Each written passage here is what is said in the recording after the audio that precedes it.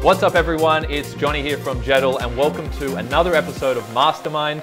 Today I'm joined by three guests. It's nice to have three here. We've got George, Jamie, Jeddle. Welcome to the show everyone. And George, you just finished trials.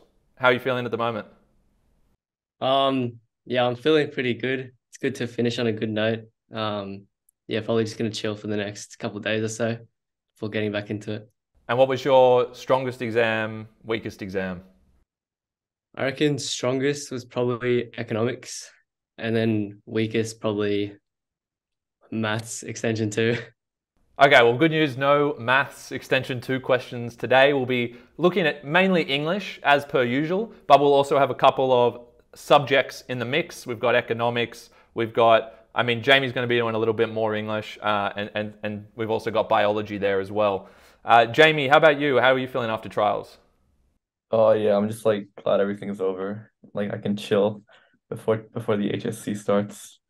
So are you still in chill mode or are you starting to ramp things back up? Oh nah, I just finished my last trial like yesterday. I had physics yesterday. Okay, so you've earned a few days at least. Or are you planning on having a couple of weeks? Exactly, yeah. Nice. And Jeddle, you're joining us from year 11, so thank you for coming on especially. Of course, you're going to be more than equipped to deal with these questions, but we always love having other year groups involved. So where are you at with your year 11 studies at the moment? Preparing for exams. I have my first one Monday next week. So busy studying for them. Good luck. Hopefully this is useful revision for you. Round one, guys, it's going to be, well, let's go through the rounds actually. So there's going to be 3 rounds as per usual for Mastermind. The first round is going to be 60 seconds each, 10 points for a correct answer, -5 for an incorrect answer or a pass. We're then going to go to round 2 where you all will get asked 5 questions worth 10 points each. Okay, 10 points each and no deductions for an incorrect answer there. They will be based on your chosen subject. So we've got economics, biology, and we're actually going to have an extension of the English questions as well. After that round, the top 2 will continue on to our sudden death round 3. You get double points for 3 questions. And at the end, we'll see who takes home the $100 cash prize and goes into the finals. Okay, so George, you're kicking us off for the first round. Are you ready to go?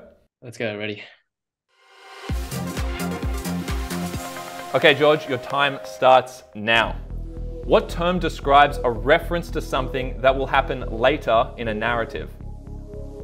Foreshadow. Correct. What technique is used in "The silence was like a gentle blanket over the room"? Simile. Correct. What term describes the use of attributing animal qualities to non-animals? Zoomorphism. Correct. True or false? Modernist writers always focus on the aftermath of wars. False. That's correct, because it can be that, but it's not always the case. Question 5. What film technique involves showing a series of rapid shots or images to create a condensed sequence? Pass. Montage. What technique involves the repetition of consonant sounds at the beginning of consecutive words in a sentence? Alliteration. Correct, and that was right on the bell there. Great job, George. Let's have a look at the scoreboard. All right, George, great job. So you ended the round with 45 points. That's a really strong start. How did you feel about that round? I'm very happy about that round. It's a solid start, puts you into the lead by default, but also I think that is a solid performance. Jamie, how are you feeling going into it after seeing George's performance? Yeah, it's quite the masterclass. Yeah. Are you going to be able to replicate it? Yeah. Good, I like it. Well, good luck, Jamie. Okay, Jamie, your 60 seconds starts now. If a text is narrated with the pronoun you, what do you call this point of view? Second person. Correct. What term describes words that sound like the thing they are describing? Onomatopoeia. Correct.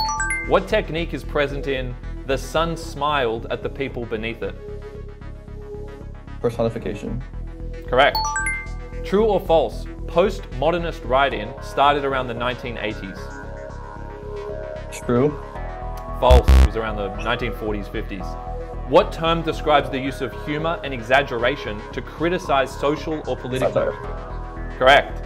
What type of imagery is present in "The dry sand was soft and warm beneath her feet"? Tactile. Correct. What term describes a text that instructs a reader or provides an obvious message? Pass. Didactic. And that brings us to time right at the end there. But that was a great performance. Let's have a look at how you went overall. All right, Jamie, great round overall. 40 points, very close to the masterclass that George put on. How did you feel throughout that one, Jamie? Oh yeah, I felt pretty good with it. Yeah, I shouldn't have passed the last round. That's all right, possibly a little strategic error, but plenty of time to come back from that. Sajal, we're about to go into the end of the first round here, your 60 seconds. How are you feeling going into this? Excited. Fantastic, well, good luck, and let's get started. All right, Sajal, your time starts now. What type of narration provides a holistic perspective on all of the characters and events in a story? Omniscient. Correct. Beginning with the letter A, the villain of a text is often called the Don't know. antagonist. Question 3. What technique involves a question immediately followed by the answer? Acrophora. Correct. Question 4. What text type uses humor and irony to ridicule something? Satire. Correct. What technique typically involves the word you and invites the reader into the text? Second person. Correct. In an image, what is the term that describes what is behind something at the front? Background. Correct. Okay, that's time. All right, 45 points, Sajal. So a great round, really, from everyone. And we've got 2 on 45. We've got 1 on 40. Everyone is well and truly in the mix. Some good fortune there with some similar questions. But Sajal, great round to begin with. You feeling good after that? Pretty good, yeah. Only Excited economics. Yes. So we are going into round 2 now, guys, and we'll be keeping the same order. So George, you will be starting. And George, what's your chosen subject? Biology. Biology. How are you feeling about biology? You just did your trial exams. Do you feel quite fresh on it still, or do you feel like it's all just gone out of your mind? Well, we'll see. Okay. All right, well, good luck. So again, 45 points, 45 and 40. After this round, the top 2 will continue to our sudden death round. All right, George, good luck. Let's get into the biology questions. Okay, George, question 1 on biology. Animal cloning involves inserting the nucleus from a somatic cell of one animal into what? Into another cell nucleus. And a nucleated egg from another animal? I mean, that's correct, so we'll accept that. Well done. Yeah. Question number 2, true or false? Mutations in non-coding DNA do not affect gene expression. True. That is false. It may affect gene expression. Question number 3. What does an antibiotic that interferes with the function of a bacteria's ribosomes prevent the bacteria from producing? Proteins. Polypeptides is what we're looking for there. Question 4. What type of protein is formed in response to a pathogen? Antibody. Correct. And question 5. What genetic technology is in use when a scientist transfers male gametes, I'm sorry if I'm pronouncing that wrong, from one plant to another to achieve a desired characteristic in the offspring? Selective breeding.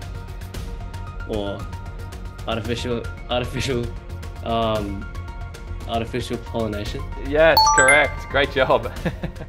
Great finish to that round, George. Let's have a look at how you went overall. Great work, George. So 30 more points for you from that round, 3 out of 5. That's a very solid effort. That takes you to 75. You're in a good spot going into round 3, but we've got 2 other very strong contestants, so we'll see how that holds up. How did you feel about that one, George? Honestly, I was a bit disappointing on my part, but yeah, it's all right. Did the answers sound right after they were said? Did it click and you were thinking, oh, of course, or? Yeah, a bit of that. All right, so Jamie, you're up next. Jamie, you are going to actually be doing an extension of English, so another English round for you, and it's going to be around the dramatic form, so around plays. How do you feel in terms of your understanding there, Jamie? It's a bit lacking, but I'll try my best. All right, well, good luck. Here is your first question. What term describes the type of play which ends in defeat and suffering? It's tragic comedy. Oh, I was just looking for tragedy there. Oh, Rather than tragic comedy. Close, we're halfway there. Question 2. What term describes a character speaking to themselves to reveal their inner thoughts? dramatic monologue. We're looking for a more precise term there. Internal monologue. No, so it was soliloquy because it's them speaking to themselves, whereas a monologue could still be in the presence of someone else. Question 3, what divides up groups of scenes in a play? What is the term for the way a play is divided? Another way of saying it is a play might be divided into 5 what? Scenes. Looking for acts, because the groups of scenes are contained within an act. Okay, question 4. What technique is used when a character briefly addresses the audience, but the other characters do not hear them? Dramatic irony. It's close. We're looking more specifically for an aside, when they have an aside. It can create dramatic irony, but not necessarily. Okay, so you're kind of on the right page there, but wrong line. Okay, question 5. What type of short poem does Shakespeare often include in his plays? Sonnet. Yeah, sonnet, correct. All right, very good. So we got one at the end. Let's have a look at the scoreboard there for you, Jamie. All right, Jamie, it was a valiant effort, very close with a couple of those questions. How are you feeling in retrospect? Oh yeah, it's a bit of a shame. Some of them are really close. Very close, good effort. Sajel's up now. She's been looking strong, so let's see how you go, Sajel. We've got economics is your subject. How do you feel about economics, Sajel? It's my favorite subject, so hopefully it goes well. Oh, big trouble for the boys. So good luck, Sajel. Here is your first question. What term is used to describe the level at which inflation will increase if the unemployment rate falls? The level inflation rate pass. So we were looking for NAIRU, the non-accelerating inflation rate of unemployment. So question 2, true or false? A decrease in the amount of transnational corporations contributes to the process of globalization. False. Correct. An increase in transnational corporations would improve that process of globalization. Question 3, a change in a goods and services tax, like GST, from 10% to 15% will likely lead to a higher or lower Gini coefficient. Higher Gini coefficient? That's correct. I mean, even if it was a guess, it was a good guess. So higher Gini coefficient. Okay. So lower Gini coefficient means that there's lower inequality. So if there's a higher GST, which is like a recessionary tax, which means that it's gonna increase inequality in the economy. Very good. I love the explanation. That's right. So if you increase GST, which applies to everyone, it's a regressive tax, so it increases the inequality, and that would lead to a higher Gini coefficient. So very well understood and explained. Question 4. What type of economy has a small population, a wide export base, and high per capita income? Pass. Pass. So that was an advanced economy. An advanced economy. Question 5. When an Australian company pays dividends to overseas investors, how is this recorded on Australia's balance of payments? It's like a leakage. It's a negative, maybe? It is a leakage. It's very tricky because this is more on the Year 12 syllabus, but it is a debit, money going out on the primary income account. It is a leakage in terms of cash, but that's a great effort. We can't accept that one, but very good try. That was still a very solid round considering some of the concepts may not yet be familiar. So let's have a look at the scoreboard for you. All right, Sajel, that's a great effort. So plus 20 for you, takes you to 65 points, very close to George on 75. Jamie, unfortunately, that does mean that we have to say goodbye to you. very good effort. Thank you so much for participating today. Did you enjoy the game? Yeah, I enjoyed it. Yeah, good luck to George and Jeddle. Well, good. Thank you, Jamie. Great sport, and good luck with the rest of your exams, your HSC, and hopefully we'll see you again in some capacity on Mastermind. And then there were two. So we've got George and Jeddle, sudden death round. You get 3 questions each. It's double points, and it's anyone's game at this stage. You're within 10 points of one another. Okay, so you will answer 1 question each at a time, 3 questions in total each. Each question is worth 20 points. Okay, so it's anyone's game. George, how are you feeling going into this final round? Pretty good. I've got a good lead, but I don't want to be too cocky here. Absolutely. Jeddle's just behind. And Jeddle, how are you feeling going into this final round? I'm excited. Very good. Well, good luck to you both. George, you're going to do the first question. Jeddle, you do the second, and we'll go back and forth. 1 guess for each one. Well, hopefully it's not too much of a guess for you. But the theme today for our round 3 sudden death is going to be timeless narratives.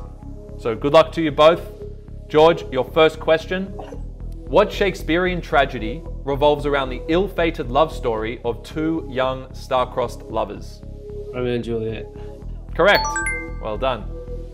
Jeddle, in Tolkien's epic fantasy series, what powerful artifact must be destroyed to defeat the Dark Lord Sauron? The One Ring. Excellent. Correct. So, still nice and close, 10 points separating you. We're going to the second set of questions. All right, George, your question. Which classic novel by Jane Austen follows the romantic entanglements of the Bennet sisters in Regency era England? Can I just pass? You don't want to have a go? You don't want to have a go at? Pass. Take that as a pass, George. Jeddle sounds like it's not going to be points for you, but do you know the answer? Pride and Prejudice. That's right. We were looking for Pride and Prejudice there. Okay, so this is Jeddle's chance to go ahead. So Jeddle, your question. In literature, what term is used to describe a pact or agreement often made with the devil in which a person sacrifices their moral integrity in exchange for power or knowledge? Deal with the devil. Yeah, well, it is a deal with the devil, but what is the term used? It's a type of bargain. We're just looking for a particular word. Faustian bargain. My English teacher was talking about it. Something like that. Well, you can thank your English teacher for that one because that is correct. Because that's like when you make a deal with Lucifer and... That's right. It's some kind of deal with the devil, and you're trying to surpass the limitations of being a human. So great work there, Jeddle. Thank you for the context as well. That's interesting to hear. And if you do come out in first place here, then you can thank your teacher as well. George, that does move Jeddle 10 points ahead. So it's all going to come down to this last question. Are you ready to go, George? Yes. Who authored the Gothic novel Frankenstein, exploring the consequences of scientific hubris? Take your time with it. Who was the author of the Gothic novel Frankenstein? I don't know. Is that a pass? Yeah. That's a pass, unfortunately. Jeddle, did you know the answer? Mary Shelley? That's correct. We were looking for Mary Shelley. Bad luck, George. Jeddle, let's see how you go with your last question. Question 6. What allegorical novella by George Orwell uses a group of farm animals to satirize totalitarianism and political corruption? Animal Farm. Correct. And that is a good way to solidify the win. So, Jeddle, you win $100 cash today. Well done. George, so close. Well done on a valiant effort there. First of all, Jeddle, how do you feel to be the winner, taking home the cash and going into the Mastermind finals? Feel pretty good. I actually got lucky because some of these books you mentioned were my favorite books. Well, it pays to be across the classics. And George, how are you feeling? Obviously, it was a great effort. Yeah, I should probably read a few more books, honestly. That's right. The authors of those books, but yeah, good job, Jeddle, for winning today's round. It was fun. Very good effort. Good sportsmanship from both of you. And Jeddle, congratulations again. You excited to go to the finals? Yeah, it's good. I'm gonna have to read up a lot more for the finals. So. Looking forward to it, but great effort to you both. Thank you for joining, and thanks for everyone who is watching. If you are keen to also participate on the show, make sure you check out the link in the description. Like, comment, subscribe, and we'll see you in the next one.